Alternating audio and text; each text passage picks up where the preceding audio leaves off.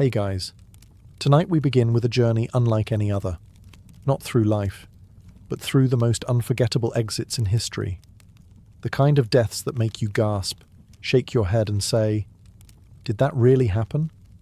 From ancient warriors who chose flames over surrender, to inventors taken out by their own inventions, history's most epic deaths are often as poetic as they are tragic. So before you get comfortable, take a moment to like the video and subscribe, but only if you genuinely enjoy what I do here. And let me know in the comments where you're tuning in from and what time it is for you. It's always fascinating to see who's joining us from around the world. Now, dim the lights, maybe turn on a fan for that soft background hum, and let's ease into tonight's journey together.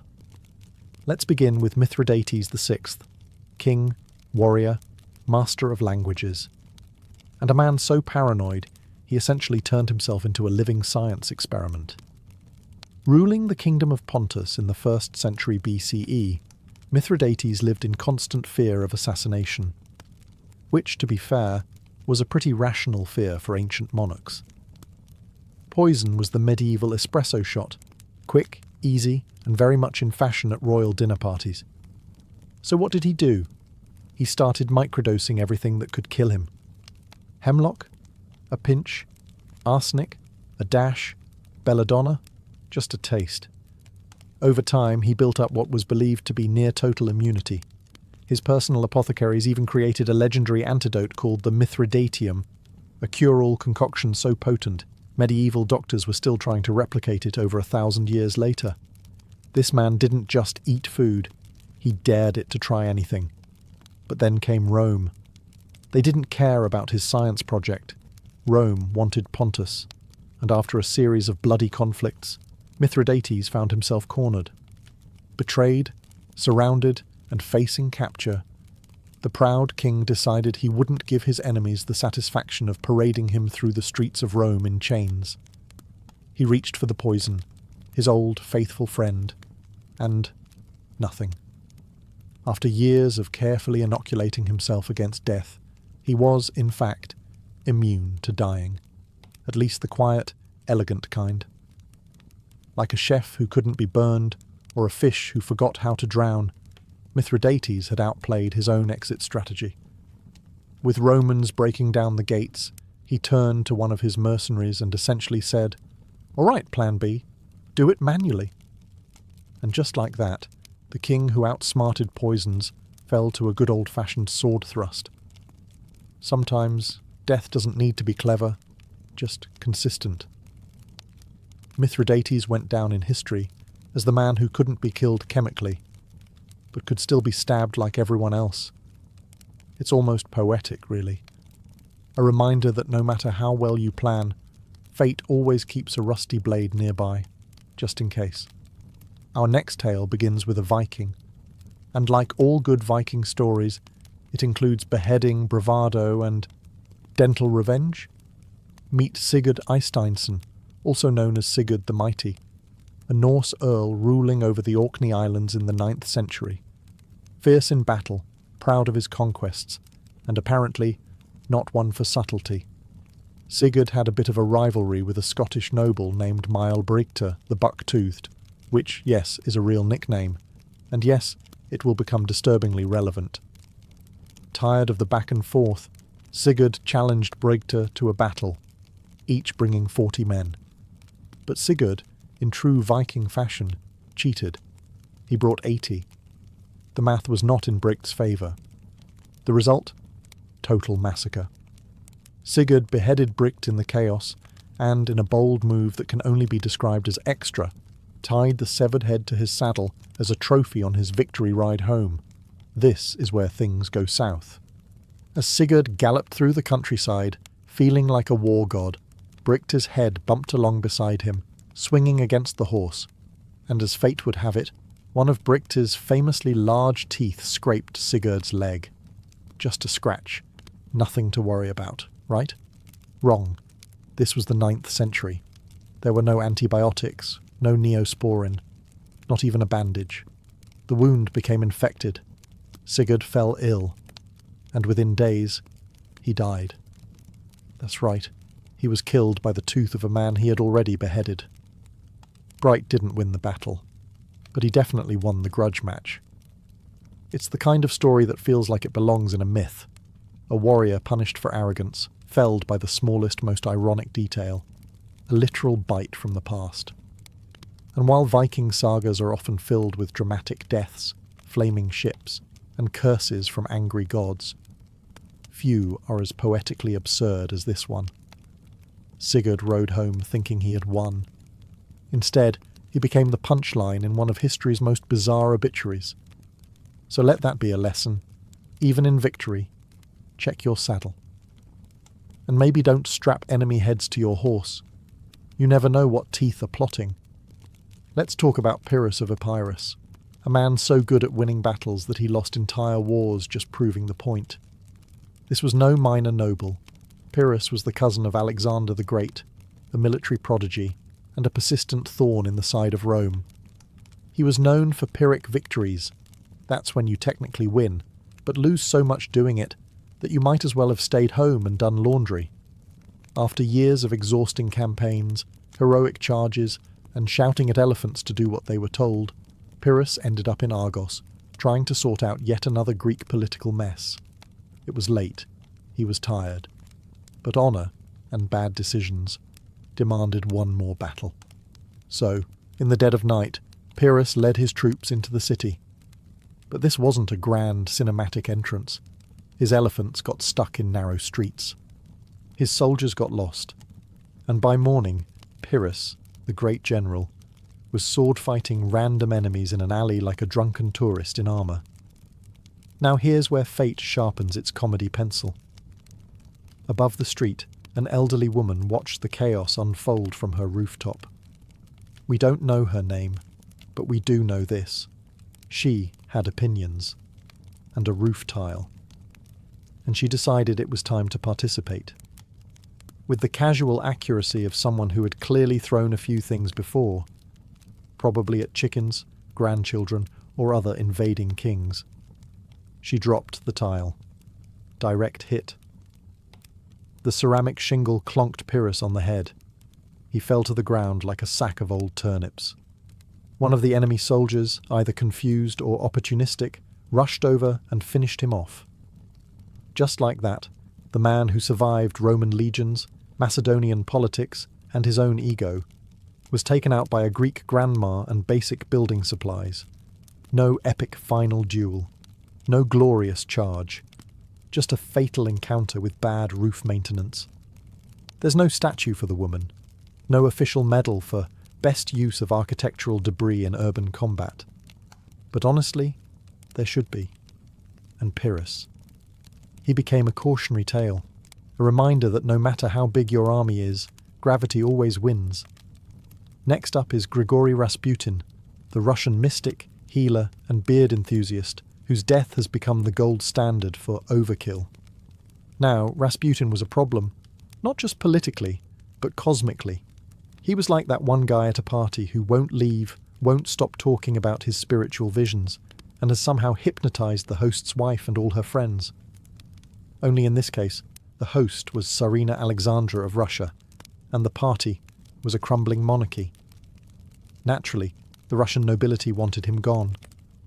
Politely at first, but Rasputin didn't do subtle, so they moved on to murder. Plan A. Poison. They baked him a cake and poured enough cyanide into it to take out a village. Rasputin ate it, smiled, and asked for more. At this point, someone probably started sweating, so they moved to Plan B, shoot him, which they did, in the chest. Rasputin dropped. Success. They leaned in to confirm. Bad move. He sat up like a horror movie villain and started yelling. This is the part where someone definitely screamed and dropped a glass. So, Plan C, shoot him again, multiple times. He went down again, but still not quite done. Rasputin then crawled across the floor, allegedly trying to flee the palace. Because why not? It's not like bullets had ever stopped him before. By now, the assassins were running out of ideas. So they bound him up, dragged him to the river, and threw him into the frozen Neva. You know, just to be thorough. And here's the final twist. When his body was found downstream, his hands were reportedly clawing at the ice, which implies he was still alive, underwater, trying to escape. Because of course he was. It took poison, gunfire, blunt force trauma, and drowning to finally end Rasputin. If they'd tried stabbing him with garlic or driving a stake through his heart, no one would have even blinked. So what do we learn here? Never underestimate a man with terrible hygiene, questionable theology, and skin apparently made of iron.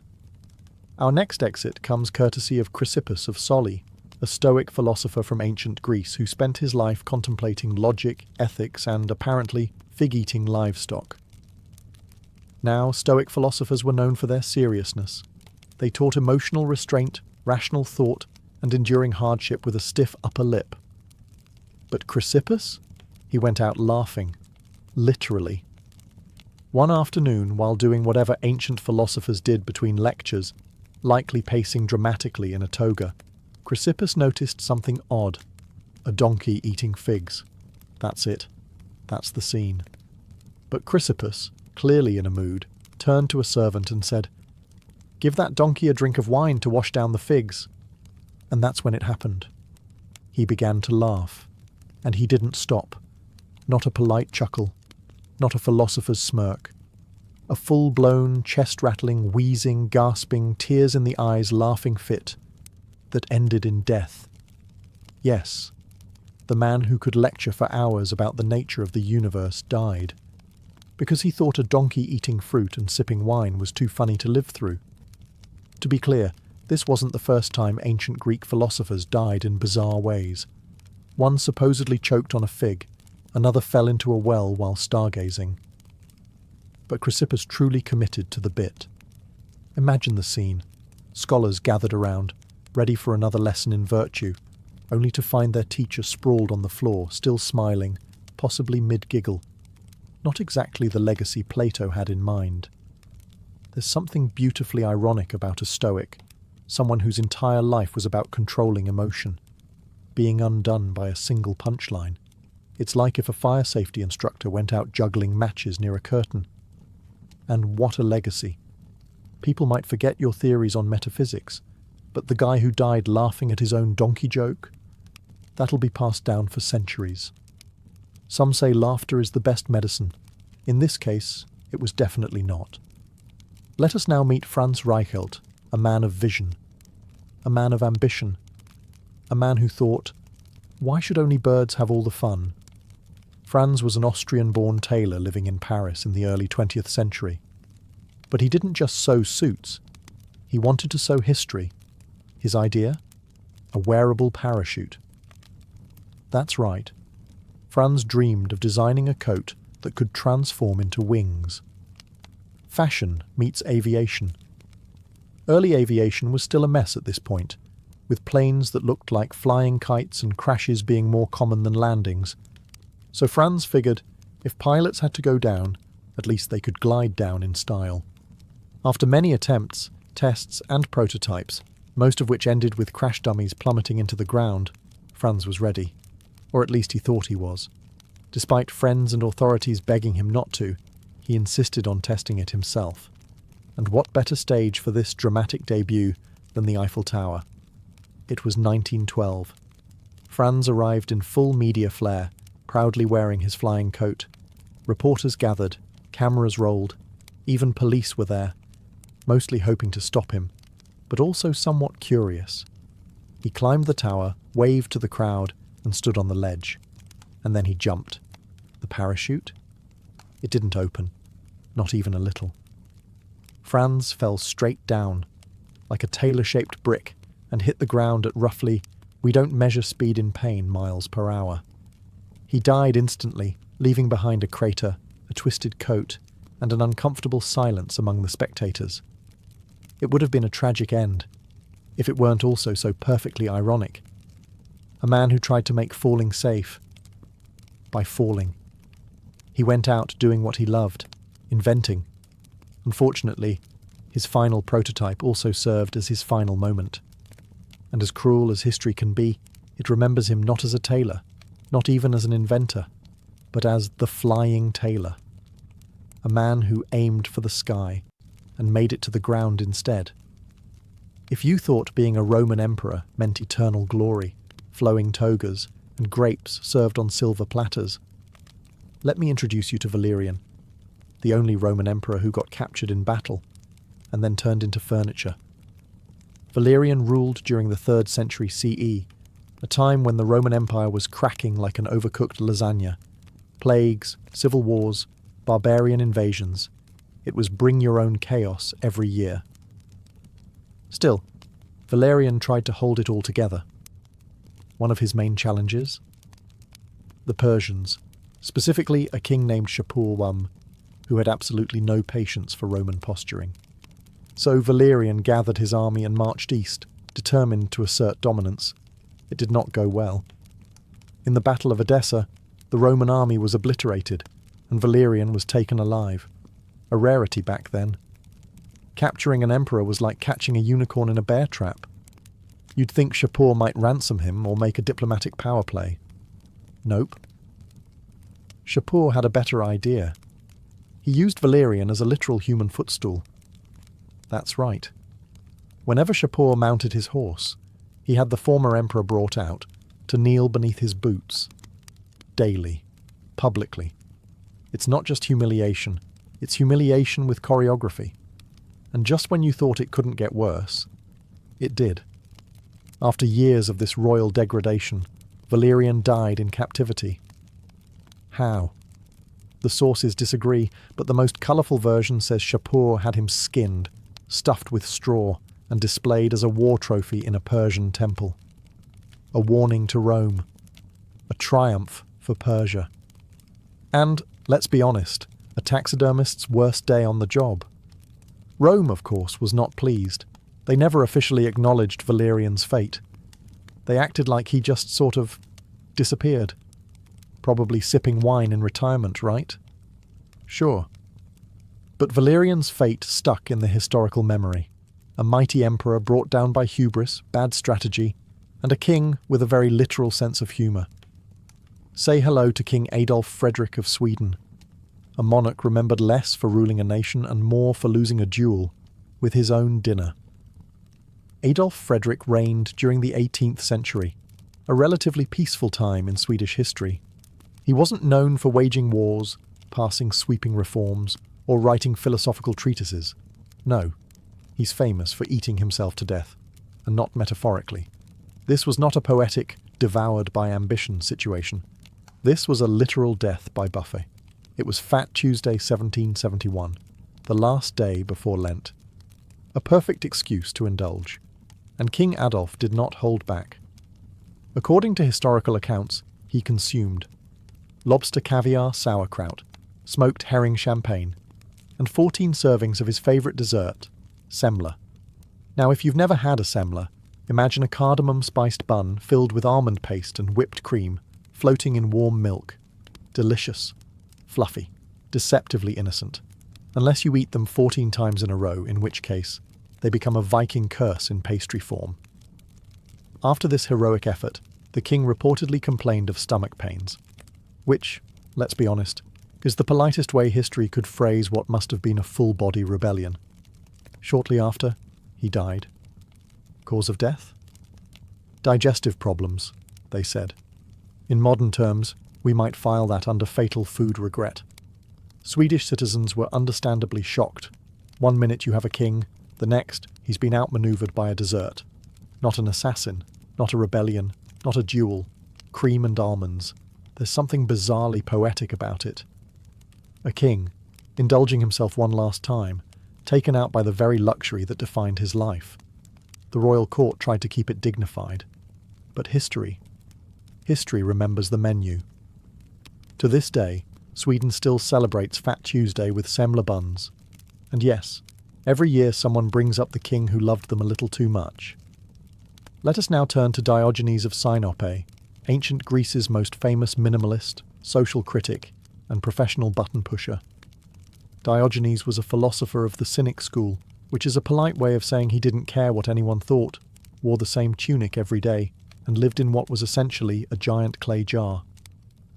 He believed in living a life free of possessions, social expectations, and personal shame, and he practiced what he preached, publicly, loudly, sometimes indecently. So how did this crusty legend meet his end? Well, ancient sources disagree, which is always a red flag in historical storytelling.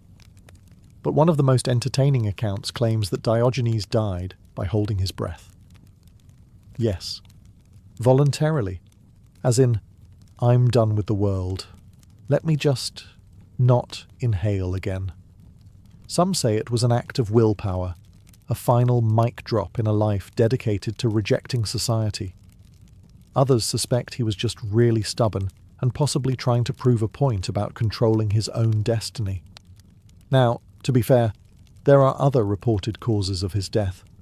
One version says he died from eating raw octopus. Another claims he was bitten by a dog, which, given his love for canine metaphors, feels a little too poetic. But the breath-holding theory? That one stuck. Probably because it's just so Diogenes. This was a man who once walked through the streets at high noon with a lantern, claiming he was searching for an honest man. A guy who told Alexander the Great, the most powerful man on earth, to move aside because he was blocking the sun. So yes, choosing to stop breathing because you're simply done with people fits the brand. And the best part, people respected it. The same society he mocked, challenged and rejected ended up honouring him with a public tomb. Turns out, being a curmudgeon with excellent one-liners gets you remembered. Diogenes died the way he lived, dramatically, weirdly, and completely on his own terms. Now we come to Marcus Licinius Crassus, a man so wealthy, he made other Roman millionaires feel like part-time pottery vendors. Crassus wasn't just rich, he was obscenely rich. He owned silver mines, real estate, slaves, fire brigades. Yes, he owned fire brigades, which he sent to burning buildings and offered to help if you sold him the property first. Real estate shark, Roman edition. But he wanted more. Not just gold, glory.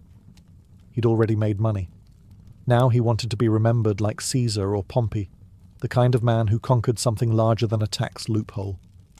So, in 53 BCE, Crassus decided to invade Parthia, Rome's wealthy eastern neighbour. Think of it as Rome's version of, hold my wine, I got this. It was a disaster. He underestimated the Parthians, who had terrifying archers, expert cavalry, and very little interest in being conquered.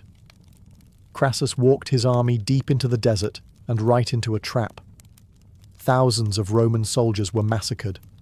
His son was killed. Morale collapsed faster than a Roman aqueduct during budget cuts, and eventually Crassus was captured. Now, the Parthians knew who he was. They'd heard the legends. The richest man in Rome, a man obsessed with wealth, practically a walking coin purse. So as a parting gift, they executed him by pouring molten gold down his throat. You read that correctly. The richest man in Rome died choking on liquid wealth. It was less an execution and more a performance piece. A brutal theatrical message. You wanted gold? Here, take it. All the way to your lungs. Some say it's myth. Others say it's exaggerated. But even if it wasn't exactly how he died, the story spread like wildfire across Rome. And that's the thing with history. Sometimes it prefers poetic justice over boring truth. Crassus's golden demise became a cautionary tale, not just about greed, but about hubris, about flying too close to the sun while holding a bag of coins. If you've ever heard the phrase, "I am Spartacus," know that behind the meme and movie moment lies a man who quite literally fought until no one was left standing, including himself. Spartacus wasn't born a hero. He was a Thracian soldier, captured by Romans and tossed into the brutal, unforgiving world of gladiator schools, which were less Hogwarts for fighters and more daily beatings with occasional bread. He trained, he survived, and then he rebelled. In 73 BCE, along with about 70 fellow gladiators, Spartacus escaped using kitchen knives and whatever else wasn't nailed down.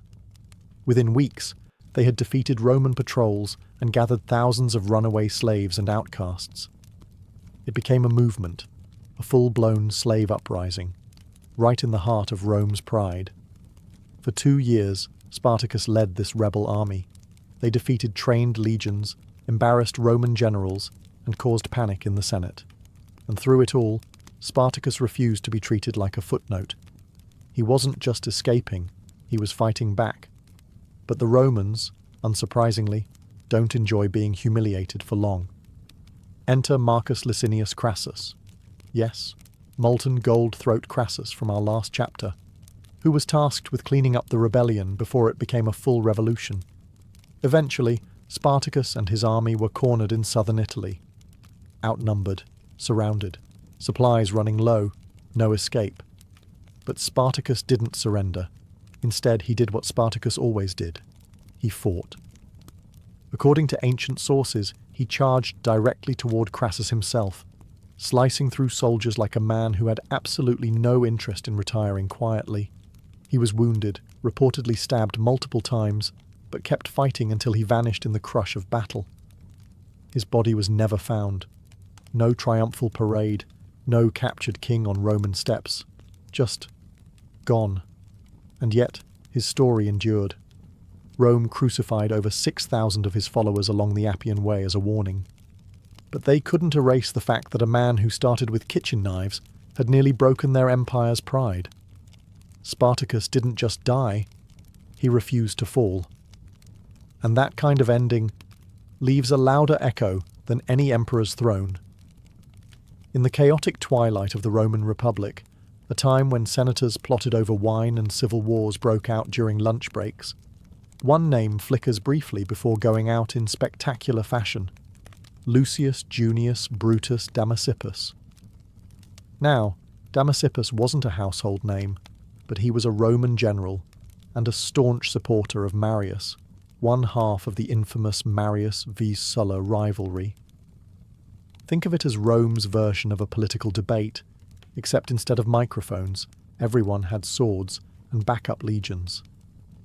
When Sulla returned from the east with his battle-hardened army, Rome braced for impact. Damasippus, loyal to the now defeated Marians, was arrested during Sulla's brutal cleansing of his enemies, a political spring cleaning, except with significantly more blood and fewer dustpans. He was sentenced to execution, along with a handful of other high-profile prisoners. But here's where Damasippus earns his place in our list. As he and the others were being led to their deaths, one of the condemned men began sobbing, pleading for his life. Panicking, Damasippus turned to him and laughing said, "Why weep, fool? Did you not know what business we came here for?" And that was it. No grovelling, no final meal request, just a sardonic one-liner and a confident walk toward the blade. It's the kind of reaction that screams, "I've read the script and I don't need a rewrite." In an age when last words could be poetic, desperate, or full of regret, Damasippus chose dry sarcasm. He faced death like it was a dull committee meeting, mildly inconvenient, but nothing worth losing your dignity over. Was he a great general? Perhaps not. Did he change history? No. But he went out with more composure than most emperors, kings, or philosophers. And sometimes in history that's enough.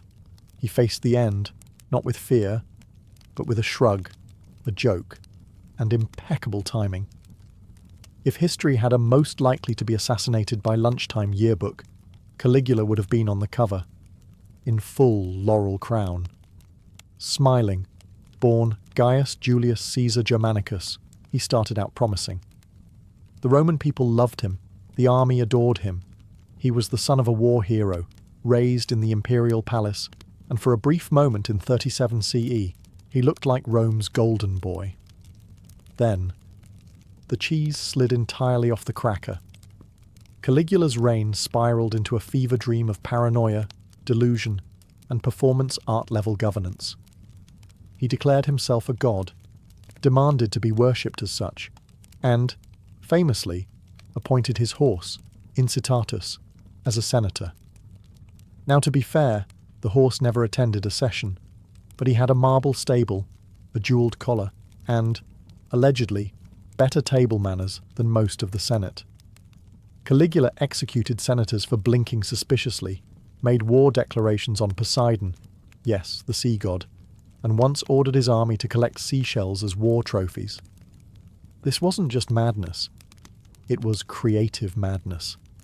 Eventually, even his closest guards got tired of dodging his daily whims. His behaviour was unpredictable, his punishments theatrical, and Rome was tired of being ruled by a man who thought reality was optional. So, in 41 CE, a group of conspirators led by members of the Praetorian Guard, his own security detail, decided it was time for a performance of their own. They cornered him in a corridor beneath the palace. No speeches, no poetic farewells, just stabbing. Lots of it. One source says over 30 wounds were inflicted. That's not an assassination. That's a strongly worded group project. His body was dumped in a shallow grave. No honours, no state funeral, just the end of a man who once tried to replace statues of gods with statues of himself. And yet, Caligula is still remembered. Not for wisdom or reform, but for turning Rome into a circus and ruling it like a fever dream. He died as dramatically as he lived, surrounded by blades, betrayed by his own, and probably thinking, my horse could have run this place better. And, honestly, he might have been right. Few people in history have had a death as weirdly specific and wine-themed as George Plantagenet, Duke of Clarence. Now, if the name rings a bell, it's because George was smack in the middle of England's messiest family feud, the Wars of the Roses. Think of it as a 15th century version of Game of Thrones, except with more velvet hats and fewer dragons. George was the younger brother of King Edward IV, and the older brother of Richard III. Yes, that Richard III. And for a time, George was right in line for the throne.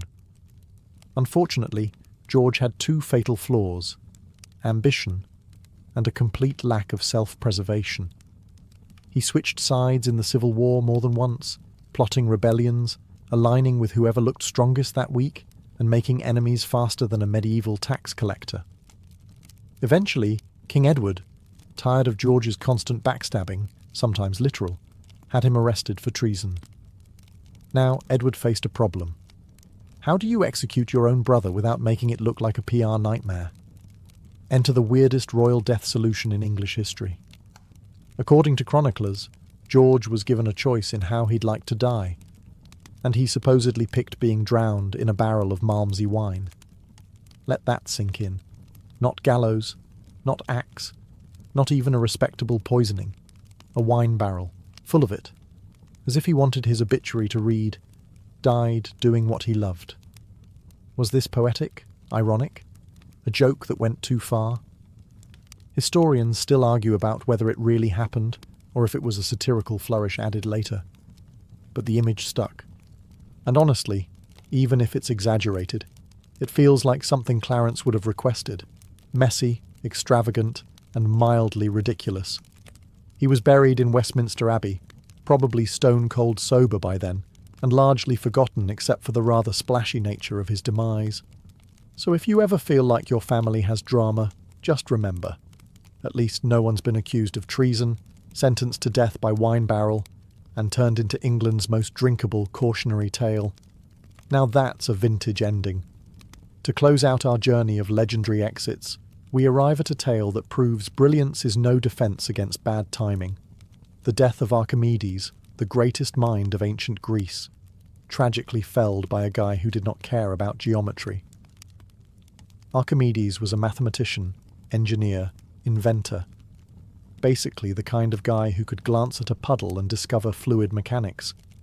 He invented levers, pulleys, war machines, and once reportedly defended the city of Syracuse with giant mirrors that reflected sunlight to set Roman ships on fire. Whether or not that last bit is true, the man was undeniably sharp. Unfortunately, what he wasn't was social. In 212 BCE, the Romans finally captured Syracuse after a long and brutal siege. Soldiers poured into the city, looting, shouting, searching for enemies. And there, on the ground, bent over a diagram in the sand, was Archimedes. He was sketching, deep in thought, probably working out some eternal truth about spirals or catapults or how many camels it takes to fill a bath. A Roman soldier approached. Now most people, upon seeing a man with a sword, might stand up, greet him, maybe say, "Please don't kill me." But not Archimedes. Legend says he simply looked up and said, "Do not disturb my circles." That was it. No plea, no introduction, just a firm boundary about his geometry. The soldier, either offended, confused, or simply not a fan of math, killed him on the spot. A casual, almost bureaucratic end to one of the greatest minds in history. When the Roman general Marcellus found out, he was furious. He'd given strict orders that Archimedes be spared. The man was too valuable, too brilliant to waste. But alas, brilliance is no match for a confused foot soldier and a bad attitude. There's a strange poetry in it. Archimedes, the man who calculated the volume of irregular shapes and invented the screw pump, felled not by a rival genius, but by someone who probably didn't even know what a hypotenuse was. And so, one of history's brightest lights was snuffed out, mid-equation. Let that be a lesson. If you're working on a big idea, maybe look up once in a while, especially during an invasion. Being royalty came with a lot of perks: velvet robes, bottomless feasts, a private choir or two. But as King Henry I of France learned in the 11th century, it didn't come with back support. Now, Henry wasn't particularly wild. He didn't ride into battle bare-chested or throw orgies in the throne room. He was a relatively steady ruler, which, in medieval Europe, made him practically a unicorn. He reigned from 1031 to 1060, dealt with some standard rebellions, raised a family, built a church here and there. Nothing too flashy. But he will forever be remembered not for what he ruled, but how he left. The story goes that one day, after sitting for a long time, perhaps in prayer, or more likely just after a really long royal meeting, King Henry stood up too quickly, and that was it. He collapsed. Possibly a stroke, possibly an aneurysm, possibly just gravity asserting dominance. Whatever it was, he died shortly afterward. To be fair, medicine in the 11th century wasn't exactly known for its diagnostic accuracy. The local physician probably waved some herbs over his chest, muttered something about bad humours, and recommended immediate bleeding. Spoiler: it didn't work. And thus, the King of France became one of the first recorded victims of what modern science might call orthostatic hypertension. That weird head rush you get when you stand up too fast and suddenly see stars. Only in his case, it wasn't just dizziness. It was the end credits. Now you might think that dying after standing up is a little too anticlimactic for a king.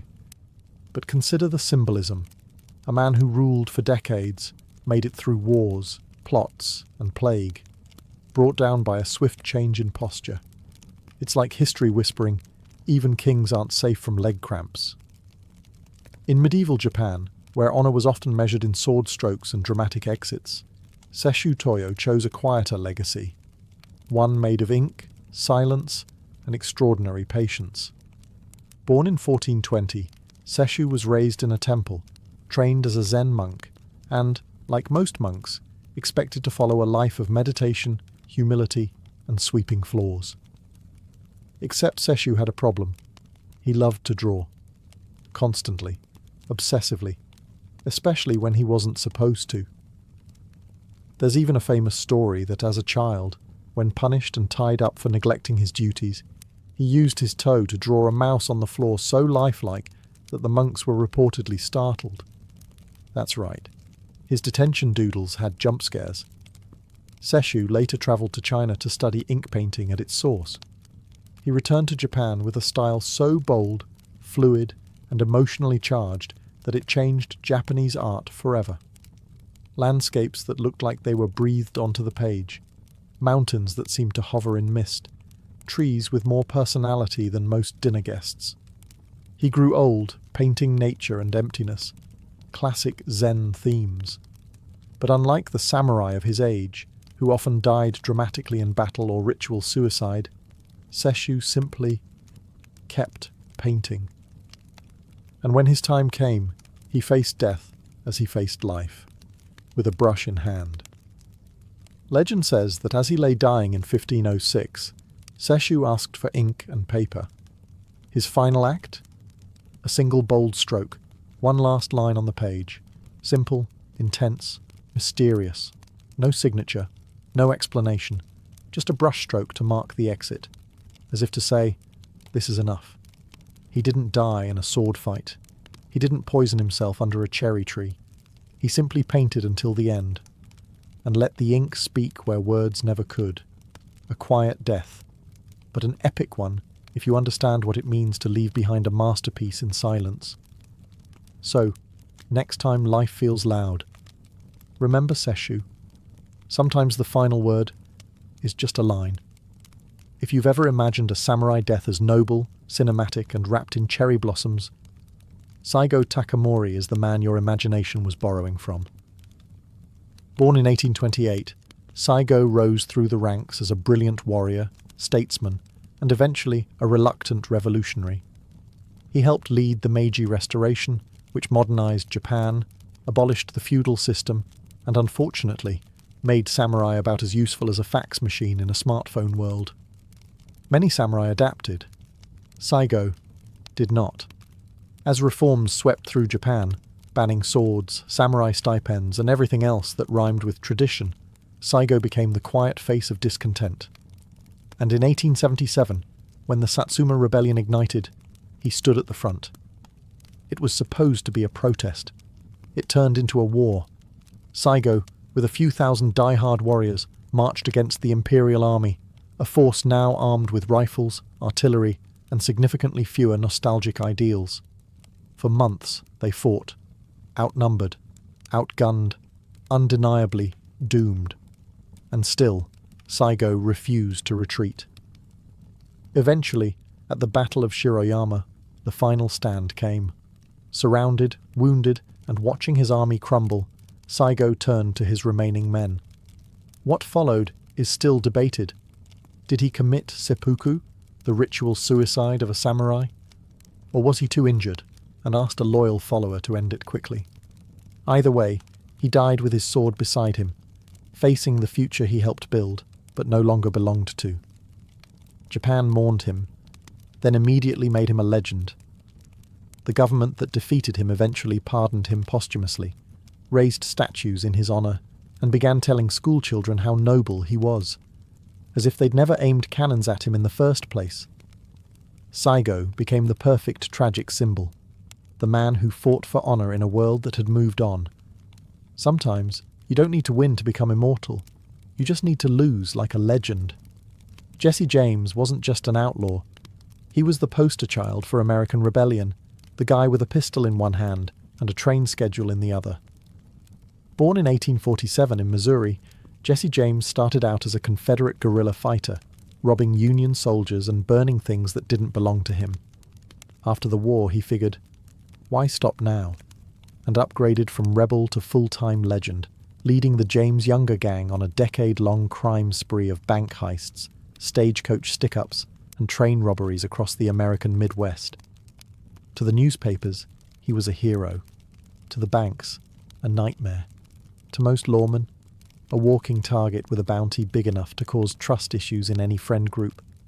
Which brings us to Robert Ford, Jesse's so-called friend and gang member, who had recently been promised a pardon and a $10,000 reward for helping bring Jesse in. Dead or alive.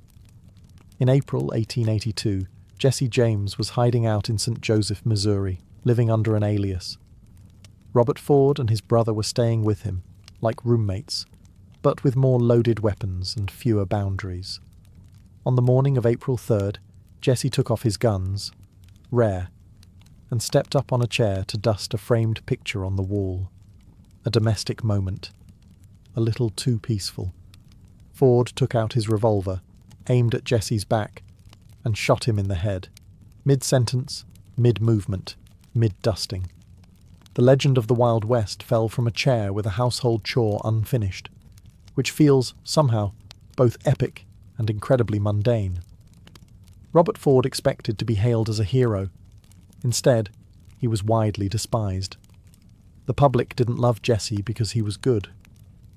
They loved him because he was bold, and killing him like that? It wasn't brave, it was convenient. Jesse James died not in a blaze of gunfire or a dramatic shootout, but in his socks, betrayed by a man drinking his coffee. Sometimes history isn't a duel at high noon. Sometimes it's just someone who turned their back, and someone else who couldn't resist the reward. If you've never heard of Isambard Kingdom Brunel, just know this. He wore a top hat, built half of Victorian Britain, and had a name that sounded like it should come with its own locomotive. Born in 1806, Brunel was the kind of genius who sketched bridges during breakfast and casually redefined what an impossible project looked like. He built tunnels under rivers, suspension bridges over valleys, and trains that moved faster than common sense allowed. But his biggest dream? Ships. Big ones. Really big ones. In the mid-19th century, Brunel designed the SS Great Eastern, a steamship so massive it made other vessels look like bath toys. It was over 700 feet long, powered by both paddle wheels and a screw propeller, and designed to sail from England to Australia without refuelling. It was also, unfortunately, cursed from the start. During its construction, workers died. Fires broke out. A launch attempt failed, twice. One man was literally glued inside a hull panel for days before being rescued. The ship was so heavy it had to be launched sideways, which sounds cool until you realize it almost flattened a warehouse. Brunel, already suffering from stress, chain-smoking cigars like they were oxygen, had a stroke during all of this. And not just anywhere, on the ship itself while watching a demonstration of a new engine room feature. Some say the stress killed him, others say it was the absurd weight of expectation. Either way, he died just days before the ship's maiden voyage in 1859. And here's the kicker. On that first journey, the ship exploded. A steam pipe ruptured. 6 people died. It survived the voyage, but the dream? Already cracked. Brunel's death wasn't as theatrical as a battlefield or betrayal, but it was poetic. He was undone by his own brilliance, pushing the limits of what humanity could build, and forgetting that physics and fate don't always cooperate. So, while most people are buried quietly, Brunel was effectively outlived by a floating skyscraper that nearly collapsed on top of his legacy. Still, bridges stand, tunnels hold, and the hat? Iconic. Sometimes the most epic deaths happen when you dream a little too big, and reality doesn't blink. Cleopatra Selene II was born into a world ablaze with ambition, myth, and political warfare. Her mother was Cleopatra VII, last pharaoh of Egypt, who styled herself as the living goddess Isis. Her father was Mark Antony, Rome's famed general, a man torn between loyalty to the Republic and his love for Egypt's queen. From the moment of her birth in 40 BCE, Selene was more than just a child. She was a symbol. A living promise that Egypt and Rome could rule together, not as rivals, but as partners. She was born in Alexandria, the city of wonders. Imagine growing up under marble colonnades and towering obelisks, where priests chanted in ancient tongues and philosophers argued under star maps. The Library of Alexandria was still breathing, the cult of Isis still powerful. Selene, along with her twin brother Alexander Helios, received a royal education: Greek philosophy, Egyptian religion, and Roman politics. She learned to walk a line few could even see. But despite the incense and ceremony, she was also born into a political trap. Cleopatra and Antony had carved up the Eastern Mediterranean like a wedding cake, giving their children grand titles they had no real armies to back. Little Selene was crowned Queen of Cyrenaica and Libya before she could even speak. Her name meant moon, twin to her brother's sun. But the moon would soon have to learn how to survive in darkness. Back in Rome, Octavian, later Augustus, watched all of this with cold calculation. Antony's alliance with Cleopatra was more than scandalous. It was treasonous. When war broke out between Octavian and Antony, Selene's fate was sealed by adult choices she had no control over. At just 10 years old, she watched her world unravel. The Battle of Actium in 31 BCE ended in crushing defeat for her parents. Her father took his own life. Her mother followed, famously choosing a cobra's bite over a Roman parade. And then, everything changed. Selene, once cradled in gold, was now a prisoner. Orphaned. Captive of the very man who had destroyed her family. But she didn't scream. She didn't collapse.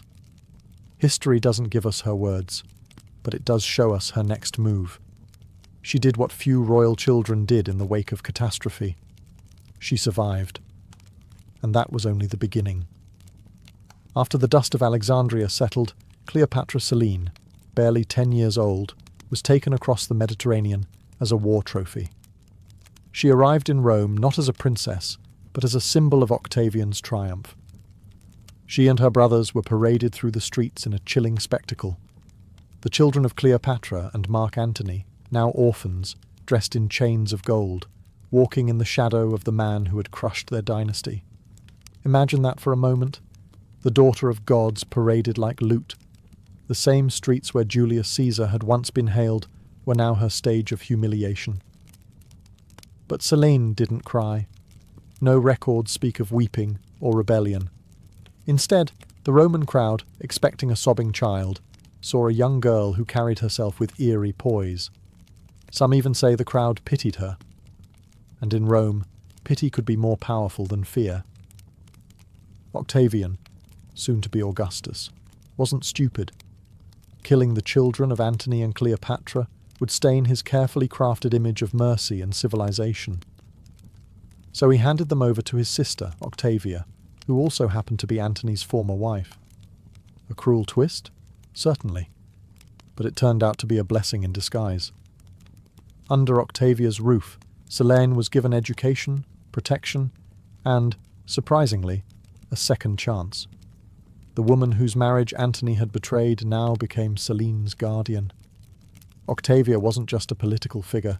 She was known for her grace and restraint, and she saw to it that Selene was raised with Roman discipline, Greek intellect, and just enough Egyptian dignity to remind everyone whose daughter she was.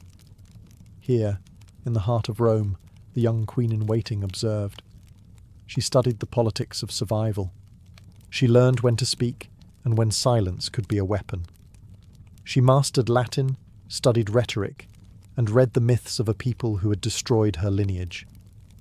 She saw how Roman women moved through power, not with crowns, but through marriage, influence, and cunning. While her brothers faded into obscurity, Selene adapted. She didn't fight Rome with swords. She fought it by understanding it. She learned that survival meant becoming indispensable to the system that once tried to erase her. In public, she was a ward, a Romanized princess. But behind those calculating eyes was a girl quietly plotting her return to the world stage. Not in rebellion, but through something far more dangerous. Marriage.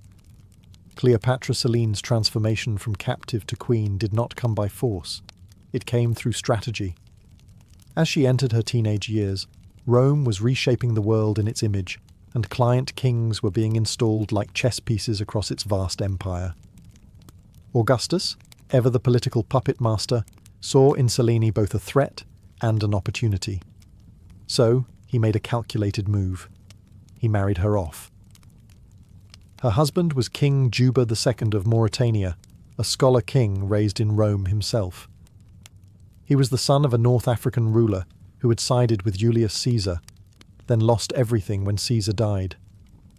Like Selene, Juba had been paraded as a child captive and raised in the house of Octavia. He was intelligent, well-mannered, and Roman to the bone.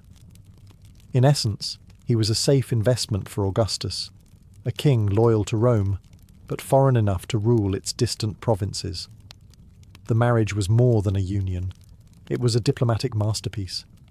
Two royal children of conquered empires, both brought to Rome as trophies, now paired together as rulers of a kingdom they didn't ask for. And yet, it worked. Selene became Queen of Mauritania, modern-day Algeria and Morocco, a land rich in culture but politically unstable. And she ruled not as a puppet, but as a monarch with vision.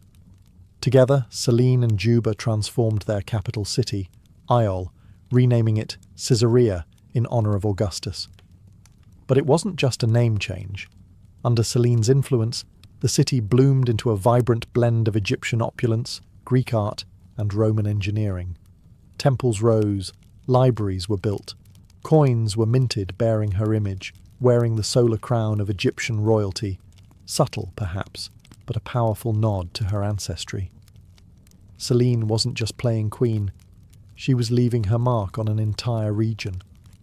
While Juba focused on diplomacy and writing, he fancied himself a historian and geographer. Selene brought statecraft. She managed trade, patronized the arts, and infused the kingdom with a hybrid identity that was unmistakably her own. Here, far from Rome's shadow and Alexandria's ruins, Cleopatra Selene didn't just survive, she thrived. Her life, once shattered by politics and bloodshed, had become something rare in the ancient world, a tale of quiet reclamation. She was no longer a symbol. She was a sovereign, and she wasn't finished yet. Cleopatra Selene was not content to be a ceremonial figure or a quiet consort to Juba II. She had been born into empire, tutored by tragedy and sharpened by humiliation. Now, with a throne beneath her and a kingdom at stake, she brought forth something Rome had never quite seen, a queen who blended three civilizations into one vision. Mauritania had always been a cultural crossroads. Berber tribes, Phoenician traders, and Carthaginian ghosts haunted its coasts. But under Selene, this mosaic became deliberate. She didn't impose Egyptian dominance, nor did she bow entirely to Roman tastes. Instead, she fused them, cleverly and intentionally. She oversaw the building of massive public works, harbours, temples, markets. Roman aqueducts snaked through cities that echoed with Egyptian symbolism. Statues of Isis stood near Roman forums. Greek theatres thrived alongside African-style craftsmanship. The result wasn't confusion, it was harmony. A kingdom that felt ancient and modern at once, loyal to Rome, but uniquely its own. And through it all, Selene remained visible. This was rare for a queen in a client kingdom. She appeared on coins, not behind her husband, but beside him, wearing royal regalia that harkened back to Ptolemaic queens. The solar disk, the vulture crown, symbols of divine rulership. These were quiet declarations. Egypt may have fallen, but its lineage breathed through her veins. More than anything, Selene understood diplomacy as art. She played Rome's game, but didn't let it consume her. She hosted emissaries, managed grain exports, and reportedly had a hand in the kingdom's taxation policies, especially in cultivating wealth through trade with the Mediterranean. Mauritania, under her watch, became a valuable Roman ally, not because it bowed low, but because it worked efficiently and profitably. And while Rome's upper classes whispered of her exotic bloodline and the legacy of her infamous mother, Selene gave them nothing scandalous to pounce on. No affairs, no uprisings, just progress, balance, and quiet dominance. Yet, even in her success, the memory of Alexandria lingered. The collapse of her dynasty, the cobra in the basket, her father's sword, it never left her. But instead of reviving that fallen legacy, she encoded it into her rule. Her kingdom became a sanctuary of synthesis. She did not rebuild Egypt. She reimagined it, thousands of miles away, on Berber soil. And in doing so, she made Mauritania a dynasty of her own. Cleopatra Selene had always lived in the in-between. She was Egyptian by blood, Roman by upbringing, and now North African by throne. Yet rather than choosing one identity, she mastered all three. She was a daughter of Isis, but also a Roman matron. a Hellenistic intellectual, but a ruler of desert tribes. In every role she played, she was both, and more. But this duality wasn't just a clever trick of politics. It was survival. Selene knew what happened to women who leaned too far into ambition. Her mother had done so, and died as a villain in Roman eyes. She knew Rome admired docility in its queens, not daring. So she walked a tightrope, always regal, always composed. She didn't court scandal. She courted influence. One of her sharpest tools was symbolism. On Mauritanian coins, her image was more than decorative. She revived the solar crown of the Egyptian pharaohs and paired it with Roman styles. Laurel wreaths, togas, Latin inscriptions. These coins circulated across Africa and the Mediterranean, quietly reminding traders, nobles, and Roman officials alike the blood of Cleopatra still ruled, and her influence went beyond aesthetics. Selene encouraged religious fusion. The cult of Isis was permitted to flourish in Mauritania, but so were Roman deities like Jupiter and African spirits local to the region. This wasn't religious tolerance. It was political cohesion. She understood what Augustus had done in Rome, unite a diverse people through a shared pantheon. Now she did the same, subtly, in her own kingdom. Yet for all her elegance and poise, Selene was never just a background figure to her husband. Contemporary accounts and archaeological evidence suggest she played a crucial role in court decisions.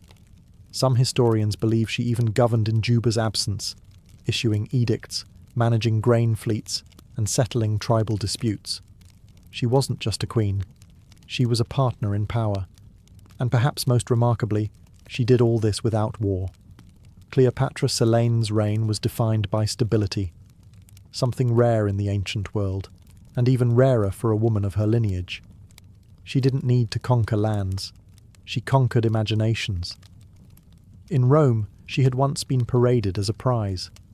Now, she was a sovereign whose name commanded respect from senators and merchants alike. Not through fear, but through intelligence. A queen who had every reason to burn with vengeance, yet chose strategy instead. As Cleopatra Selene II settled into her role as Queen of Mauritania, her most lasting legacy began to take shape, not in marble or coin, but in the form of her son, Ptolemy of Mauritania. Born into this carefully balanced dynasty, Ptolemy was the final thread of a once glorious bloodline that stretched from Macedonian conquerors to Egyptian gods. Through him, Selene hoped to secure the continuity of everything she had rebuilt from ruin. She raised him not merely as a prince, but as a living synthesis of empire. Ptolemy's education was elite, befitting someone with blood ties to both Julius Caesar and the Ptolemies. He learned Latin law, Greek philosophy, and Egyptian religious customs. And most importantly, he learned diplomacy from the best possible teacher, his mother. Selene likely saw herself in the boy. Like her, he was born into a political chess game. Like her, he would have to survive in a world where lineage could be both a crown and a curse. But unlike her, Ptolemy had the benefit of stability, of growing up in a kingdom his mother had already moulded into a sanctuary of balance. Yet Selene wasn't naive. She had seen how quickly dynasties fall when heirs grow soft or reckless, so she prepared him. Not with swords, but with the tools of negotiation, politics, and culture. She ensured he would be fluent in the languages of power, literally and figuratively. But perhaps most fascinating is that Selene never tried to resurrect Egypt through her son. She knew better. The world had changed. Augustus ruled with iron control, and any attempt to revive old claims would be crushed. Instead, she quietly embedded Egypt into Mauritania's soul, through temples, imagery, customs, and passed that subtle legacy to Ptolemy. Her plan worked, at least for a time. Ptolemy eventually succeeded his father and ruled as king in his own right. Rome tolerated him, respected him, even granted him honorary consulship. He was treated like a prince of the blood, because that's exactly what he was. Through Ptolemy, Selene had done what her parents couldn't. She ensured the survival of their line without bloodshed. Her child wasn't a symbol of defeat, but of adaptation. and through him, her silent empire endured just a little longer. History often favours the loud, the conquerors, the revolutionaries, the mad emperors. But Cleopatra Selene left her legacy in whispers. No dramatic speeches survive, no scrolls filled with her philosophies. And yet, her fingerprints are everywhere, in the coins, the cities, the policies, and the quiet survival of a once doomed dynasty. As she entered the later years of her reign, Selene faded from Roman records. Some historians interpret this silence as political erasure. Others believe it was by her design. After all, visibility in Rome came with a price, especially for a woman with her ancestry. Perhaps she preferred to rule from the shadows, effective, invisible, and untouched by scandal. There are no records of scandal in her life. No betrayals, no affairs, no executions ordered in passion. That, in itself, is remarkable. Selene navigated a world defined by male egos, shifting alliances and cultural prejudice without once giving her enemies a foothold. She understood power not as something to flash, but to wield subtly. And perhaps that subtlety was her revenge. One of her most powerful acts may have been the absence of vengeance. Unlike her mother, she never sought to reclaim Egypt. She didn't challenge Augustus or agitate against Rome. Instead, she ensured that her people, those who had followed her from Alexandria or remembered the old gods, were given refuge in her hybrid kingdom. Archaeological findings suggest Mauritania, under her reign, saw a fusion of religious practices.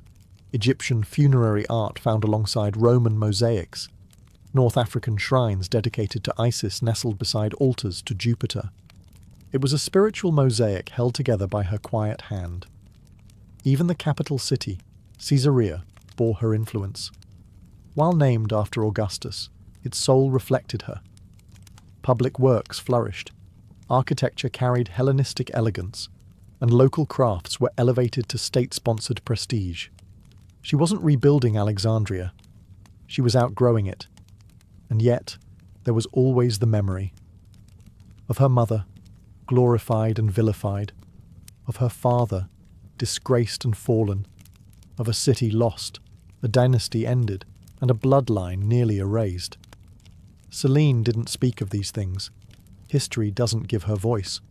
But she didn't need to. Her silence was a language of its own. Every policy she made, every temple she funded, every symbol she wore was a sentence in an unwritten memoir. The world forgot her words, but it remembered her results. And then, she was gone. Cleopatra Selene II, queen, daughter of two legends, ruler of a kingdom crafted in cultural gold, simply disappears from the record. No triumphant obituary, no preserved tomb. No Roman historian thought her final days worth documenting. For someone born amid fireworks of history, her end came like a fading candle. We can estimate her death around 5 BCE, based on the abrupt absence of her name from official documents and coinage. One day she was co-ruling Mauritania. The next, only Juba II appeared on the currency. No fanfare, no funeral inscription, just silence. But that silence is telling. In ancient royal circles, a quiet exit often meant one of two things. Either she died naturally and was mourned in private, or someone had reasons to erase her. And considering the political tightrope she walked for decades, both are possible. Still, there's no hint of scandal. Juba continued to rule after her death, but Mauritania never shone as brightly again. He married again, to Glaphyra, a Cappadocian princess. But that marriage ended quickly, and with far less legacy. Juba wrote books, governed dutifully, but something about the realm seemed dimmer. Selene, it seemed, had been more than queen. She had been the soul of the court. Her son Ptolemy took on the mantle after his parents, but even he would meet a tragic end, executed in Rome by Emperor Caligula decades later, for reasons still debated. With him, Cleopatra Selene's bloodline truly ended, and yet her fingerprints remained. Coins bearing her crowned image continued to circulate. Egyptian cults she had supported lived on in North Africa for centuries. The cities she shaped, like Caesarea, became hubs of trade and learning under Roman rule. Her legacy endured, not in thunderclaps, but in the long, slow turning of civilization. She had no epic tomb, but she built a kingdom. She left no famous speeches, but her policies changed lives. She raised no armies, but she conquered the chaos left by her parents and turned it into order. Cleopatra Selene vanished from the page, but only because she had already etched herself into the fabric of empire. And maybe that was her final act of brilliance, to vanish not as a victim of history, but as its architect. Cleopatra Selene II may have died in silence, but her story didn't end there. Her legacy lived on through her son, Ptolemy of Mauritania, a prince who embodied centuries of ambition, myth, and survival. He was the last known descendant of the Ptolemaic dynasty, the final living echo of Alexander the Great's generals and Egyptian pharaohs. Raised in the polished world his mother helped build, Ptolemy inherited not just a kingdom, but a delicate political legacy. He was young, wealthy, and Romanized, fluent in Greek, Latin, and diplomacy. His reign in Mauritania, though not as transformative as his mother's, was marked by continued prosperity and loyalty to Rome. But he walked a dangerous line, a client king with royal blood too grand for Rome to ignore. Initially, he played his role well. Augustus had granted him the rank of Roman senator, and later emperors welcomed him at court. He was praised for his wealth, his generosity, and his elegant lifestyle. The man wore purple, as was his right, and dined with emperors. But with every nod of favour came a whisper of envy. Ptolemy had what many Roman nobles feared, ancient legitimacy, and Rome, especially under unstable rulers, never trusted legacy. His downfall came under Caligula, the notoriously erratic emperor. Ptolemy visited Rome around 40 CE, reportedly dressed in regal splendour, perhaps too much for Caligula's fragile ego. According to ancient sources, Caligula said, "There is only room for one king in Rome." Soon after, Ptolemy was executed. No trial, no war, just sudden erasure. With his death, the dynasty of Cleopatra, of Alexander, of Isis herself, was finally extinguished. The bloodline that once ruled the most learned city on earth ended not with a battle or rebellion, but a paranoid emperor's whim. But Ptolemy's death, like his mother's, didn't erase their influence. Mauritania was annexed and reorganized into a Roman province, but it carried the blueprint Selene had drawn: cities, temples, hybrid traditions. Even in death she shaped the land.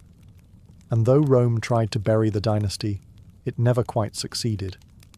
The Ptolemies became myth. Cleopatra Selene, once paraded as a spoil of war, had outlived her enemies through legacy, culture, and her son's brief but glittering flame.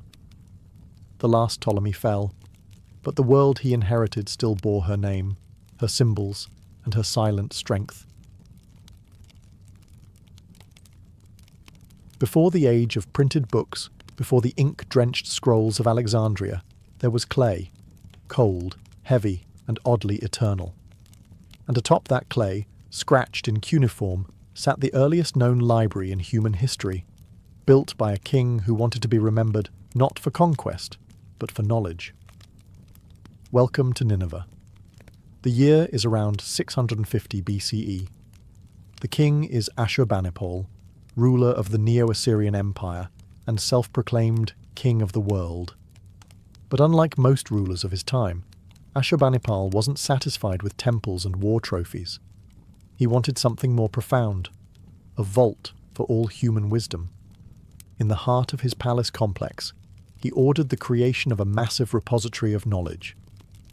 The library of Ashurbanipal was no mere storage closet. It was a deliberate project to collect, organize, and protect the intellectual heritage of Mesopotamia. And by collect, we mean confiscate, copy, and catalogue. royal agents were dispatched across the empire, demanding texts from priests, scholars, and scribes. By the time the library neared completion, it held over 30,000 clay tablets. Medicine, astrology, religious rituals, royal decrees, legal codes, dictionaries, even love poems and exorcism instructions. And among them sat the oldest known version of the Epic of Gilgamesh, inscribed in careful lines on baked clay. Each tablet was labelled and categorized, shelved in separate rooms by genre and function. Ashurbanipal's library even included a primitive referencing system, labels etched into the tablets noting where each text belonged. You could call it a proto-catalogue, long before librarians invented card systems.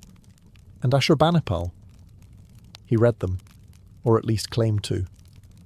Unlike most kings, he boasted of being literate in Sumerian and Akkadian, languages already ancient in his time.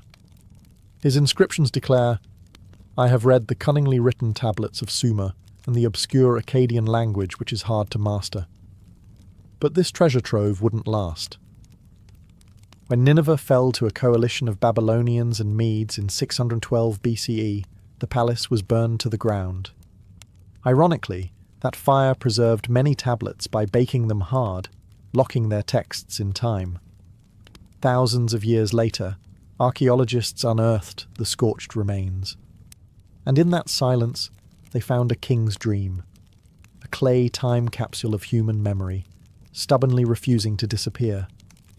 While Assyria carved knowledge into clay, the Egyptians etched their wisdom into something far more elegant, papyrus.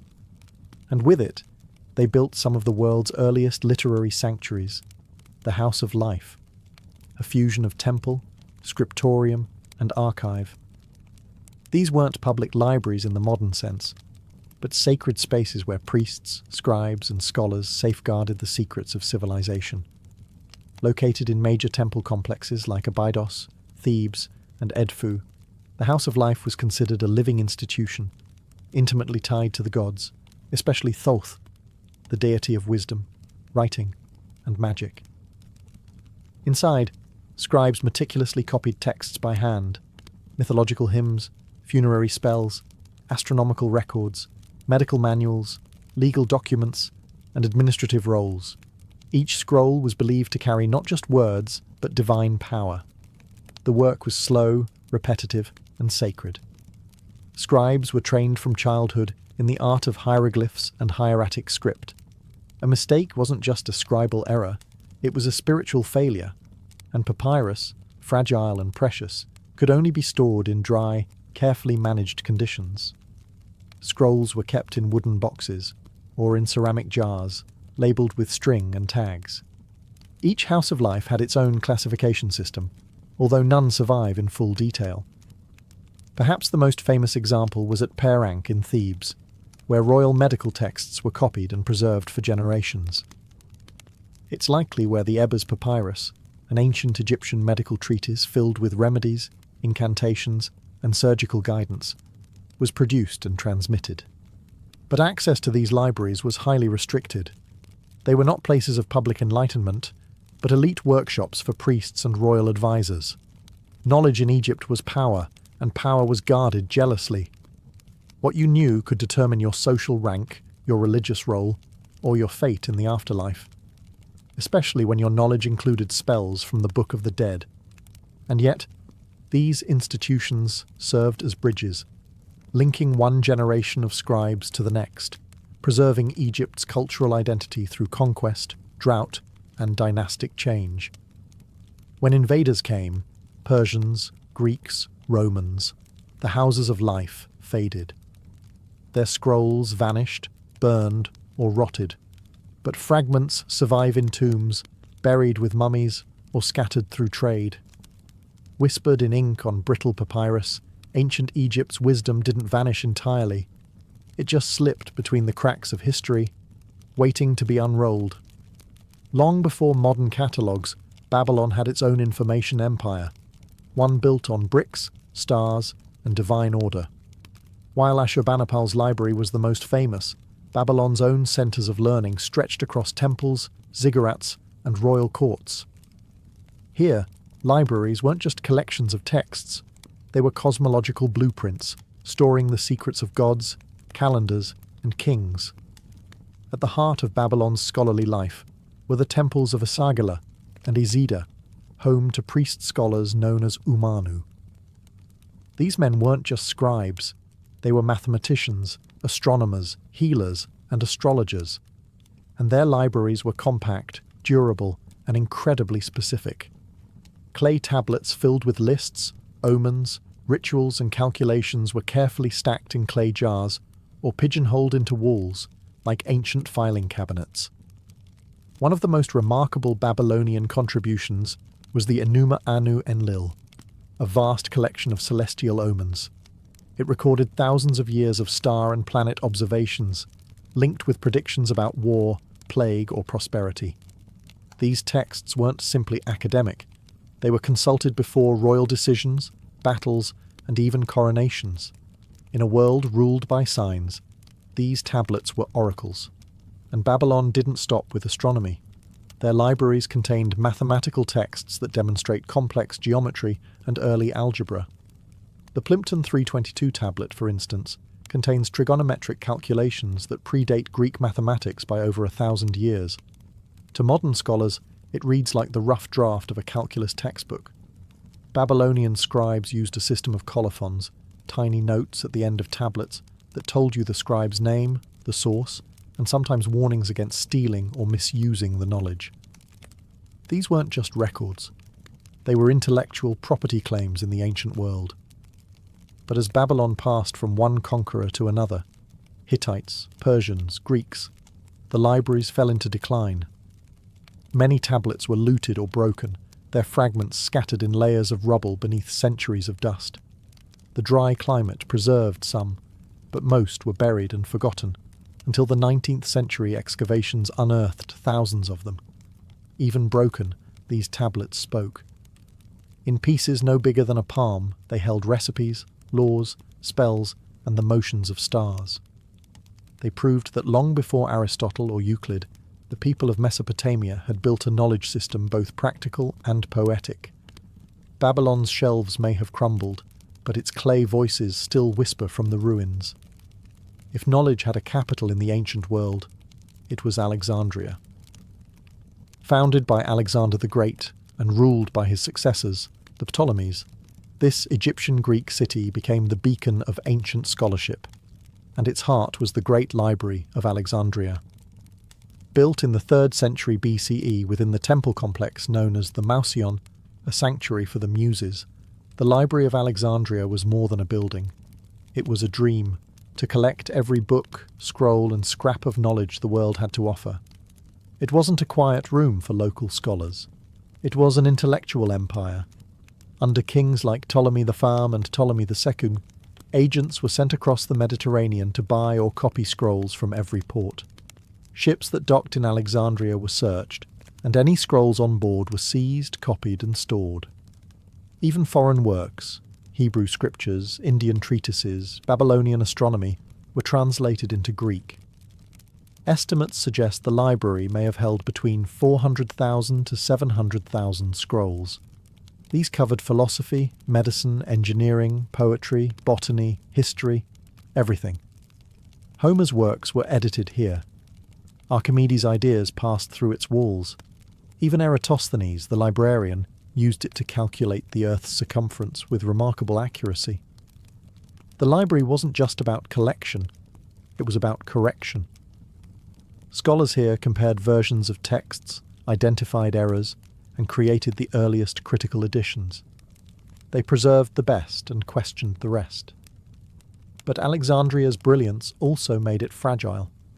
Fires, wars, and politics chipped away at its scroll-stuffed shelves. The first major blow may have come in 48 BCE, when Julius Caesar's forces, trapped in Alexandria's harbour, set fire to enemy ships, and accidentally ignited parts of the library complex. Later, as the Roman Empire solidified, Alexandria became a battleground of ideologies: pagan, Christian, Gnostic, and its library suffered. By the time of the Muslim conquest in 642 CE, it's unclear what remained. Some sources claim Caliph Umar ordered its destruction, saying, if the books agree with the Quran, they're redundant. If not, they're heretical. But historians debate whether the library had already vanished centuries before. What's certain is this: the great library is gone. Not a single scroll survives, and yet its legend persists, proof that the idea of a universal library was too powerful to burn completely. Alexandria became a symbol of what humanity once had, and tragically, what it lost. While Alexandria basked in fame, another city was quietly building a rival library, one that would challenge its dominance and revolutionize the very material of writing. That city was Pergamon, located in what is now modern-day Turkey. Under the rule of the Attalid dynasty in the 3rd and 2nd centuries BCE, Pergamon became a cultural powerhouse, and at its centre stood the Library of Pergamon. Founded by King Eumenes II, the library was said to house over 200,000 scrolls, making it second only to Alexandria. But it wasn't just about the numbers. Pergamon emphasized quality, carefully curated texts, pristine organization, and a scholarly environment that nurtured philosophical thought, medical advancement, and historical documentation. And it had one critical advantage: parchment. Legend has it that when the Ptolemies of Egypt heard of Pergamon's rise, they banned the export of papyrus to starve their rival of writing material. Pergamon responded by refining the use of animal skin, pergamenum, or parchment. This wasn't entirely new, but Pergamon's scribes elevated it into a durable, reusable, and smoother surface, more resistant to moisture than papyrus. This technological leap changed everything. Scrolls became sturdier, longer lasting, and eventually more portable. It was a pivotal moment in the evolution from scroll to codex, the precursor of the modern book. The Library of Pergamon wasn't just a depository, it was a scholarly hive. It attracted philosophers of the Stoic and Peripatetic schools and supported advances in medicine, including early surgical studies. Galen, one of antiquity's most famous physicians, was born in Pergamon and may have studied texts from the library itself. The competition between Pergamon and Alexandria created a kind of intellectual arms race. Scholars were lured with salaries, housing, and prestige. Rulers became patrons of erudition, and cities competed not in war, but in wisdom. It was, for a brief time, a golden age of collection and conservation. Eventually, Pergamon's scrolls would meet a strange fate. When Mark Antony married Cleopatra, he reportedly gifted Pergamon's library, scrolls and all, to Alexandria as a gesture of love. Whether this tale is truth or myth, it symbolizes how closely tied these repositories of wisdom were to power, empire, and romance. Though Pergamon's library no longer stands, its legacy lives on in every bound book. Its parchment outlasted empires.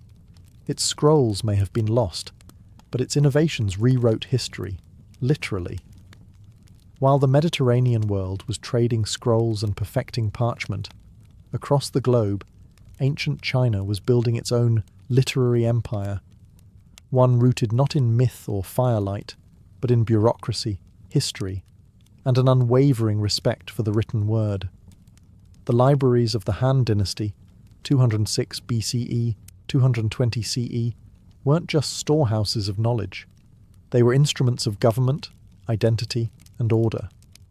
The Han emperors understood something vital. Whoever controls the records controls the narrative. So they created an imperial effort to collect, copy, and standardize texts. This was not just about preserving classics, it was about shaping culture. Confucianism had become the state ideology, and its foundational texts, like the Analects, Book of Rites, and Book of Documents, were meticulously curated and enshrined in imperial libraries.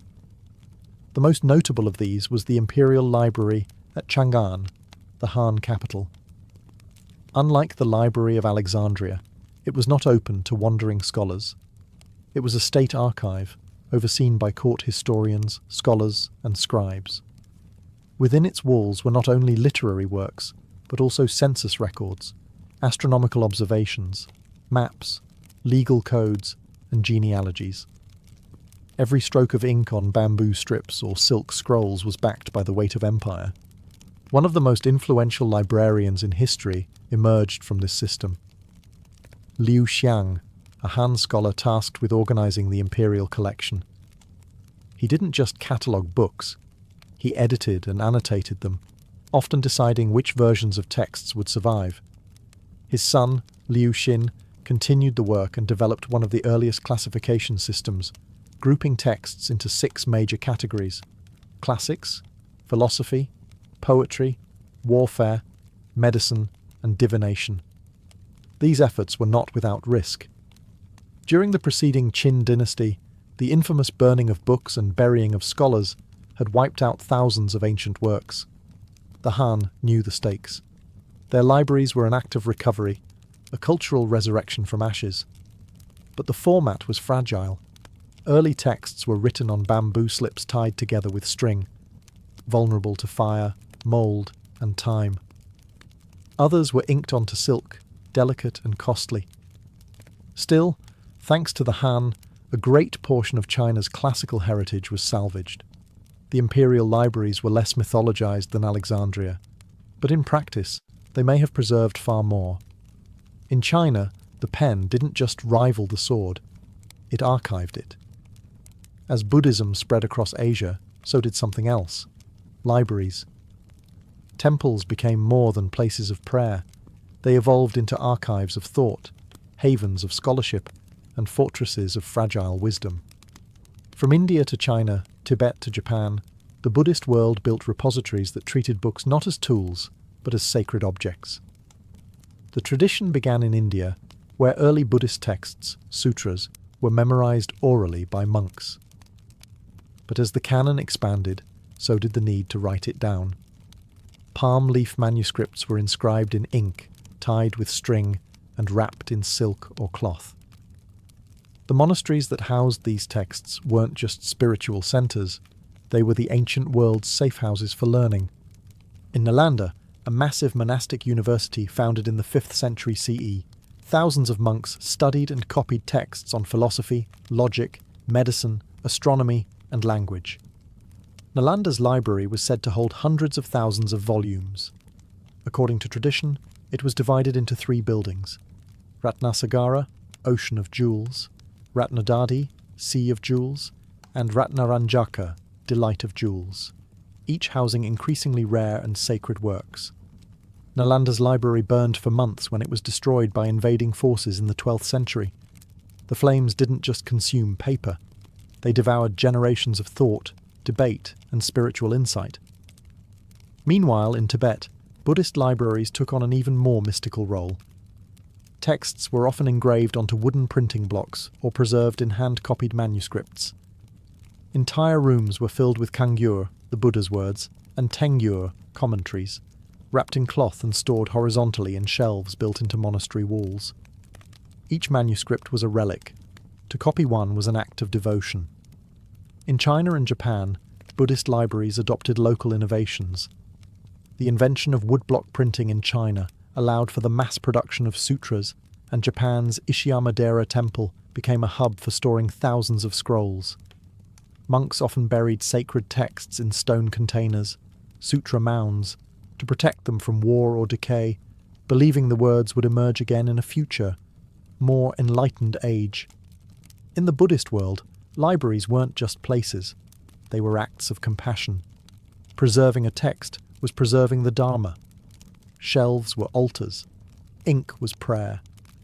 These sacred libraries may have been quiet, but their influence resonated across continents, carrying peace, logic, and enlightenment, one manuscript at a time. When we imagine ancient libraries, we often think of scrolls and parchment, temples and marble. But across the oceans, in the Americas, civilizations were building their own repositories of knowledge. Fragile, beautiful, and largely destroyed before they could be studied. What we lost in the Maya, Aztec, and Inca libraries is not just text, it's an entire world view. The Maya were among the most literate pre-Columbian cultures. They developed a complex writing system of glyphs, combining logograms and syllables, used to record astronomy, rituals, history, and cosmology. Their books, known as codices, were made from bark paper covered in white lime and folded like a screen. These codices were painted in vibrant colours, filled with precision and symbolism, and stored in temple vaults and royal libraries. At their peak, the Maya likely possessed hundreds, if not thousands, of codices. But when the Spanish arrived, most were declared heretical and burned by missionaries. The most infamous case was Bishop Diego de Landa, who ordered vast quantities of Maya books destroyed in 1562. He later wrote, "We found a large number of books in these characters, and since they contained nothing in which were not to be seen as superstition and lies of the devil, we burned them all." Only 4 Maya codices survive today. The Aztecs, too, maintained vast archives of amoxtin, books written on deerskin, agave fibers, or bark paper. These included calendars, tribute records, histories, and myths. Scribes known as tlaquilos painted intricate glyphs and symbols using natural pigments, creating living documents that were part sacred, part administrative. These libraries were often housed in royal palaces and temple complexes. The Inca Empire, though lacking a formal writing system, preserved knowledge through quipu, knotted strings used to record numerical data and possibly narrative information. Stored in state archives, these bundles were read by trained officials called quipucamayos and used to manage the vast empire's census, taxes, and military logistics.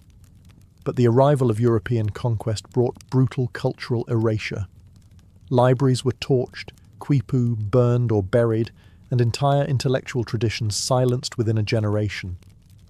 Unlike Alexandria or Nineveh, there were no great fires we can point to, just waves of colonial policy and missionary zeal that erased centuries of wisdom. The libraries of the Americas didn't just vanish, they were deliberately unremembered. And the silence they left behind still echoes, louder than words. The story of ancient libraries is not just a tale of preservation, it's a tragic chronicle of loss. Ashurbanipal's clay tablets survived only because fire accidentally baked them solid. The scrolls of Alexandria vanished into smoke. The Maya codices were burned by fearful hands. The Buddhist texts of Nalanda turned to ash under invasion. Time, conquest, and neglect conspired again and again to erase what was once considered eternal. It's estimated that more than 90% of ancient literature is lost. Whole genres have disappeared. Comedy plays of the Greeks, engineering manuals of the Romans, medical treatises from India, historical records from the Americas. We have the names of thousands of works, but not the words. Their absence is a void we can still feel. But why did so much vanish? Part of the answer lies in material. Clay cracks, papyrus decays, bamboo molds, parchment burns. Books before printing were delicate, often unique and vulnerable to even mild humidity. One leaky roof could ruin centuries of accumulated thought. War was worse. Invaders didn't just burn libraries, they erased identities. In ancient times, destroying a people's books was as strategic as destroying their armies. The other part of the answer is political. Knowledge is power, and power is selective. When regimes changed, so did the libraries. New rulers purged old ideologies. Heretical scrolls were destroyed, rival authors erased, entire schools of thought lost because they no longer fit the ruling narrative. And yet, fragments remain. Clay shards pulled from ruins, charred scrolls unrolled by modern technology, echoes of lost books quoted in surviving ones, a Roman historian referencing a vanished Greek poet, a Buddhist monk's copy of a manuscript that survived the burning of its original. A Maya glyph scratched into a temple wall no missionary ever found. These scraps are our link to the ancient mind.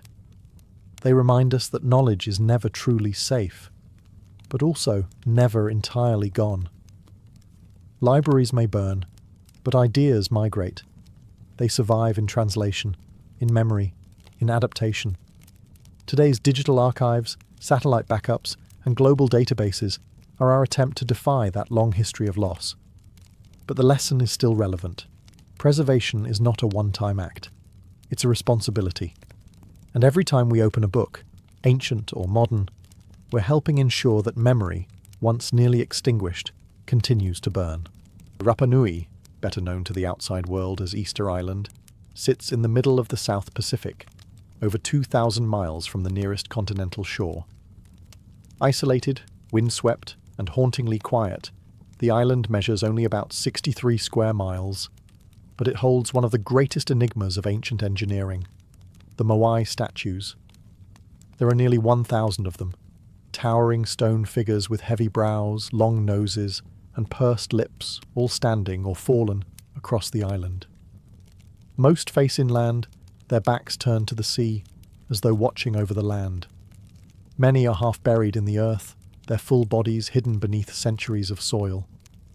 Others lie in quarries, partially carved, abandoned mid-creation.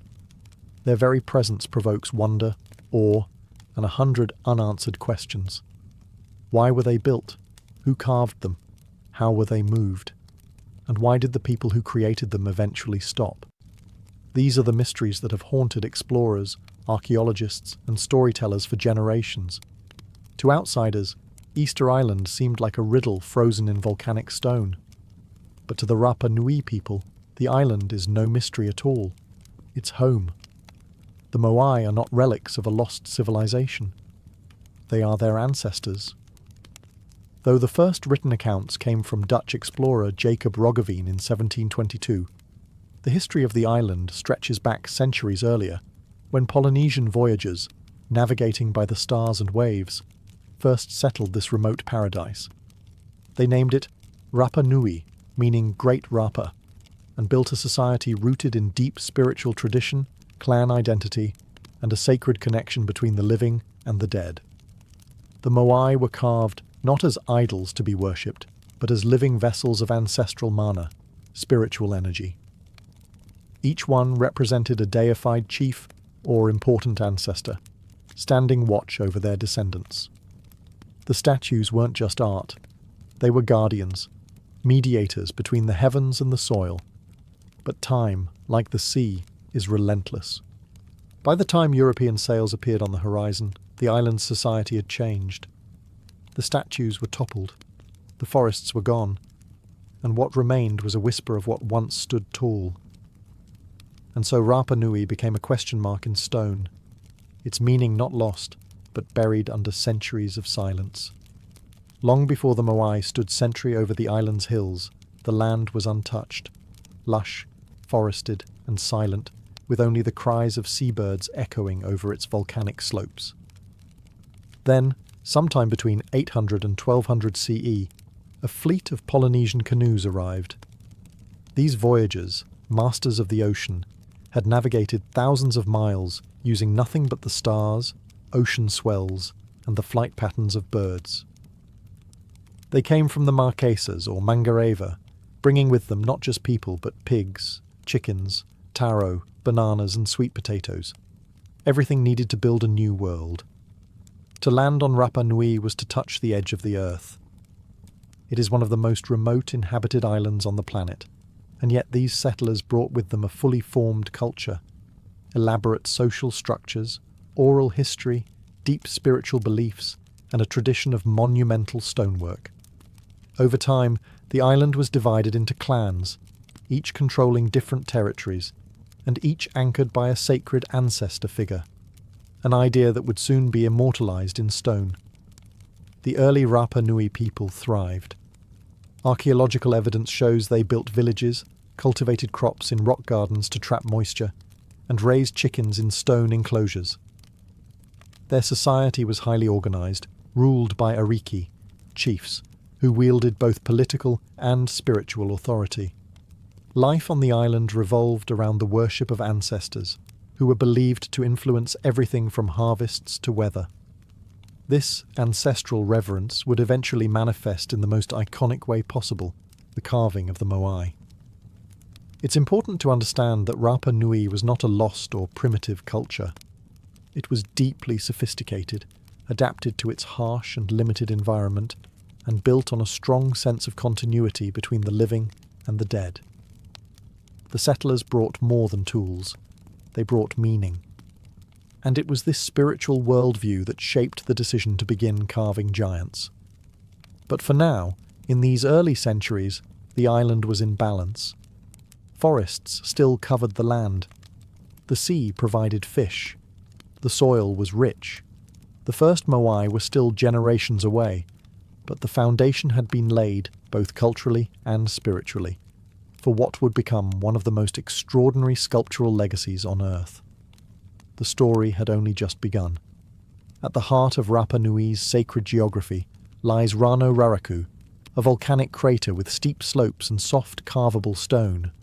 It was here that the majority of the island's Moai were born, not from legend or myth, but from painstaking craftsmanship. The rock used was volcanic tuff, a compressed ash stone that was relatively soft and ideal for carving, at least in its early stages. Over time, exposure to the elements would harden the statues into their familiar weathered state. Rano Raraku wasn't just a quarry, it was a spiritual workshop, a place of pilgrimage, sweat, and sacred labour. Out of its cliff faces and hillsides, the Rapanui sculptors carved hundreds of Moai, some still half-finished, others completed but never transported. Today, nearly 400 statues remain at the site, frozen mid-process like the workers simply vanished. Carving a Moai was not a casual affair. Each statue was commissioned by a clan to honour a specific ancestor, usually a powerful chief. The designs followed a symbolic formula: an elongated face, heavy brow, long ears, and a prominent nose. The body was often barely indicated, with arms pressed against the torso and fingers carved in thin, stylized relief. The Moai ranged in size from modest 6-footers to the colossal El Gigante, an unfinished statue over 70 feet tall and weighing an estimated 150 tons. Carvers used handheld tools made of hard basalt, a much tougher volcanic rock chipped into chisels and axes. The process took months, even years, requiring teams of artisans who passed down their knowledge through generations. As they worked, the Moai remained connected to the rock wall. Only when nearly complete would they be detached, slid downhill, and prepared for transport. What makes Rano Raraku so haunting today is the sheer number of statues still embedded in the earth. Many appear half-buried, but in fact they are full-bodied figures whose lower halves have been swallowed by soil over centuries of erosion.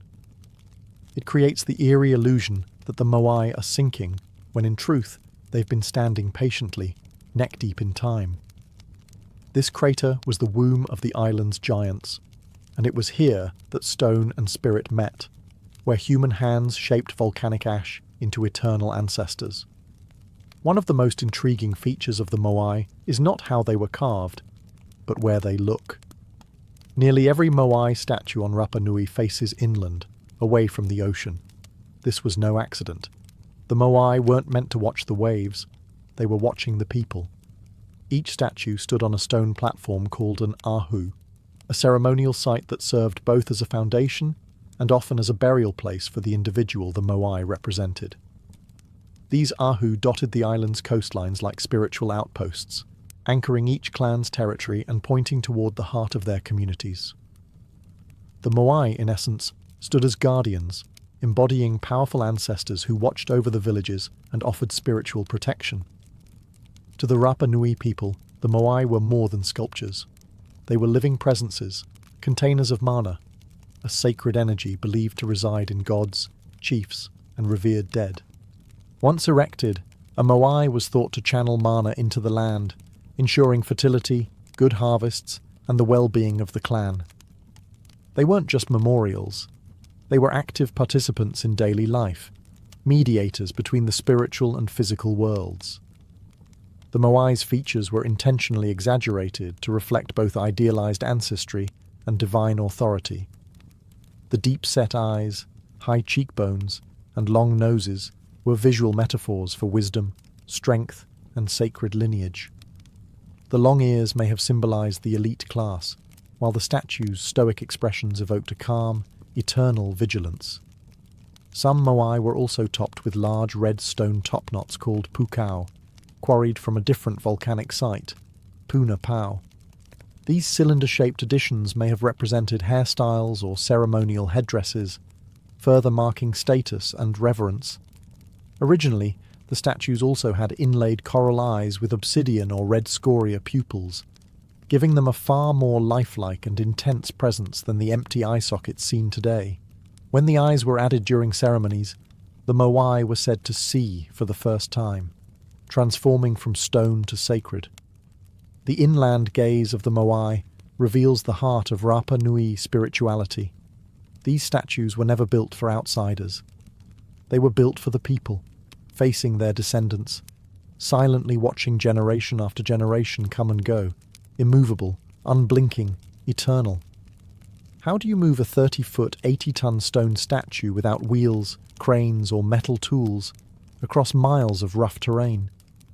For centuries, this was the great riddle of Rapanui. The island's moai are scattered across vast distances, with many placed on stone ahu platforms far from the quarry at Rano Raraku.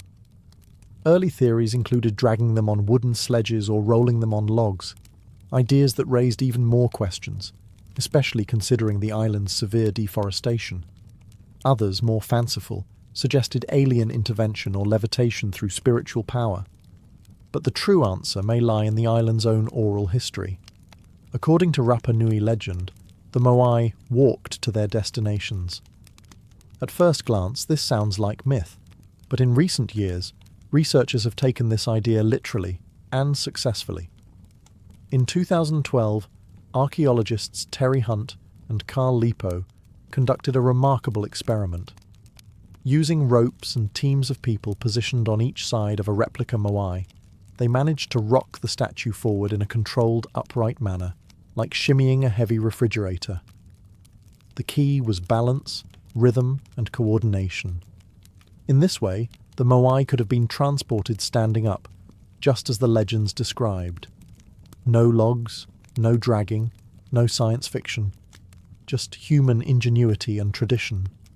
The base of many moai also supports this theory. They have curved bottoms, flat in back, rounded in front, suggesting they were designed to tilt and pivot forward, not lie down. This movement method would have required large teams, ropes made of plant fibre, and most of all, faith. In Rapanui spirituality, the power to move the moai was attributed to mana, the sacred energy of the ancestors. Chiefs and priests were believed to command this spiritual force, which could animate the statues during rituals. So while engineers see physics, the Rapanui saw the divine at work. In truth, both were right. Transporting moai was not merely an engineering challenge, it was a ceremonial act, a public performance of unity, devotion, and ancestral connection. The moai didn't move by magic. They moved because people believed they had to. And in that belief, Rapanui's greatest engineering marvel was not stone. It was human cooperation driven by spiritual purpose. As centuries passed, the building of moai didn't slow down. It accelerated. The early harmony of Rapanui's clans gave way to increasing rivalry, as each group sought to honour its ancestors with larger, more imposing statues. What began as spiritual tribute gradually evolved into a competitive tradition of monumental pride. Clans vied for dominance not through warfare, but through stone craftsmanship. Bigger moai meant more mana, more prestige, and a stronger claim to ancestral power. Each clan sought to outdo the others, erecting taller statues, adding new features, and developing more elaborate ceremonial platforms. The race wasn't just about size, it was about spiritual superiority. This competition led to significant innovations. The introduction of pukau, large red stone topknots carved from the volcanic stone at Puna Pau, added both height and symbolic weight. These topknots, some weighing up to 12 tons, may have represented hairstyles worn by high-ranking chiefs or sacred headdresses, visual reminders of divine favour. Moai design also evolved. Early statues were relatively short and wide, but over time they grew slimmer, more angular, and dramatically taller. Some of the later moai exceeded 30 feet in height, towering over villages like ancestral titans. But this escalation came at a cost. To support the growing construction efforts, the island's forests were cut down, timber possibly used for food cultivation, fuel, building canoes, and, according to older theories, statue transportation. As tree cover vanished, soil erosion worsened, agricultural yields declined, and freshwater sources became harder to manage. The very resources that supported the Moai culture were slowly being exhausted, and yet the people didn't stop. Instead, they carved more statues, larger ones. They dug deeper into spiritual traditions, hoping the ancestors would restore balance. But the balance was already tipping. As the island's ecology deteriorated, tensions between clans began to simmer. Competition turned to resentment.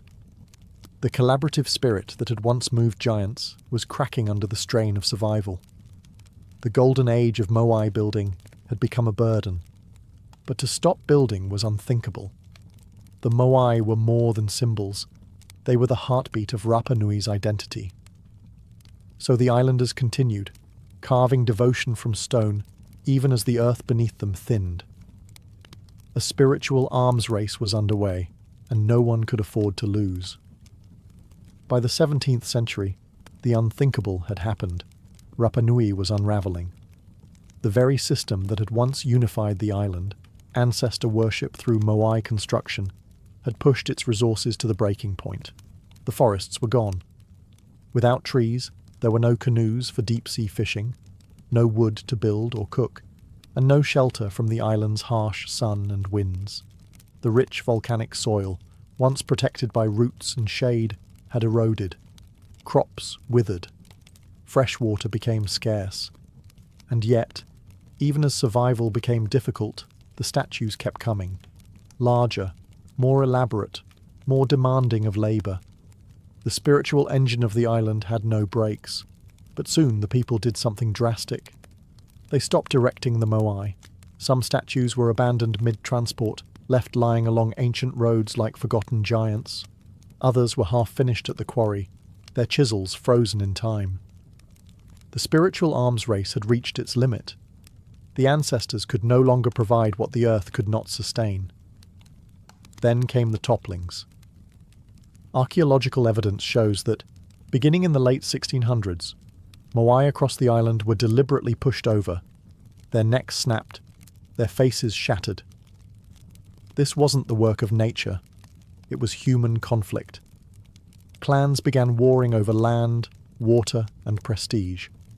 The very statues that once embodied unity became targets of revenge and rage.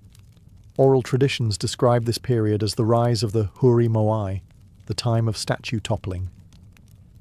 With faith in the Moai system collapsing, power shifted toward a new spiritual political order. The Birdman cult, which emphasized agility, competition, and ritual warfare over ancestral mana. This cultural upheaval marked the end of an era. By the time the first European visitors arrived in 1722, they found an island society vastly different from the one that had carved the Moai.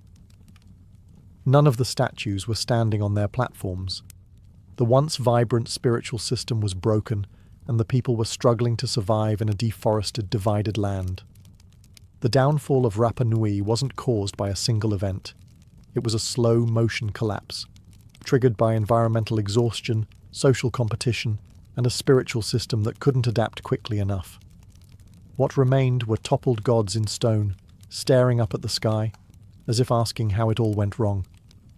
When Dutch explorer Jacob Roggeveen arrived on Easter Sunday in 1722, he found a society that had already endured collapse. The Moai stood toppled. The forests were gone. The Rapanui people were few in number, thin, wary, and weathered by generations of hardship. Roggeveen's men noted the statues and the barren landscape, but failed to understand the civilization that had created them. And then the outsiders kept coming. Over the next 2 centuries, European contact brought devastation to Rapanui. Whalers, missionaries, traders, and slavers arrived, each leaving their own mark, and most of them erasing more than they recorded. In 1862, Peruvian slave raiders kidnapped nearly 1,500 Rapanui people, including the high chiefs and scribes. only a handful ever returned. Along with them came smallpox, which spread like fire among the survivors. Worse still was the arrival of Christian missionaries who sought to civilize the islanders. They banned traditional rituals, destroyed sacred carvings, and forced conversions, often replacing Moai-centered spiritual life with imported European practices. The oral traditions that had preserved the island's history for centuries were suppressed, and a written language, Rongorongo, possibly the only indigenous script in Oceania, was all but lost. By the late 19th century, the island's population had fallen to just over 100 people. Colonial powers carved up Rapanui's land and leased it as sheep pasture, fencing off ancestral sites and confining the Rapanui people to a small corner of the island. Even their ability to access the Moai was restricted. The statues, once living symbols of family and power, became silent monuments, neglected, looted, or treated as curiosities for foreign explorers and collectors. European archaeologists removed statues, ceremonial items, and even human remains, shipping them to museums in London, Paris, and Santiago. Some Moai were cut at the base and taken whole, now displayed thousands of miles from their sacred homes. The island had become a case study in cultural erasure, but the Rapa Nui people never forgot who they were. Even in forced silence, they carried the memory of the Moai. The traditions endured, hidden, whispered, passed down in fragments, and slowly, over the centuries, the people would begin to reclaim the stories carved in stone. But first, the world had to learn to listen. In the 20th and 21st centuries, Rapa Nui began a slow but determined process of cultural revival and reclamation. The Moai, once toppled and buried by time, conflict, and neglect, were gradually raised again, this time not just as monuments of the past, but as symbols of resilience. In the 1950s, famed Norwegian explorer Thor Heyerdahl brought international attention to Easter Island. Though many of his theories were flawed, especially his ideas about South American influence, his work helped spark archaeological interest and global curiosity. Researchers from around the world descended upon the island, not to plunder as before, but to study and restore. Restoration efforts began in earnest. Fallen Moai were re-erected on their ahu platforms. Coral eyes were reconstructed. Pukao topknots were returned. The island's ancient roads, quarries, and ceremonial sites were mapped and studied. A clearer picture of the Rapa Nui civilization began to emerge, not one of mystery, but of engineering brilliance, spiritual depth, and cultural complexity. But the most important voices were no longer those of foreign scholars. They were the Rapa Nui people themselves. Descendants of the original builders began reclaiming their language, rituals, and land rights. In 2017, Chile formally transferred control of Rapa Nui National Park, which includes most of the island's archaeological sites, back to the Rapa Nui community. Now, locals oversee the Moai and their care, and decisions about excavation and preservation are made with cultural sensitivity and ancestral knowledge. New generations are learning the stories of their ancestors, not just from textbooks, but from elders, chants, dances, and the Moai themselves. Efforts to decipher Rongorongo, the island's mysterious script, continue with cautious optimism. And global institutions, including the British Museum and the Louvre, face increasing pressure to return Moai and sacred artifacts taken during the colonial period. Today, Rapa Nui stands at a crossroads between memory and modernity. Tourists arrive in waves, and economic development brings both opportunity and risk. Yet the people continue to protect their heritage, not as a frozen relic, but as a living tradition. The Moai no longer serve as silent guardians over a lost world. They now bear witness to survival, to a culture that endured collapse, colonization, and erasure, and still found a way to rise again. Stone cracked, forests burned, voices silenced, but the ancestors still stand.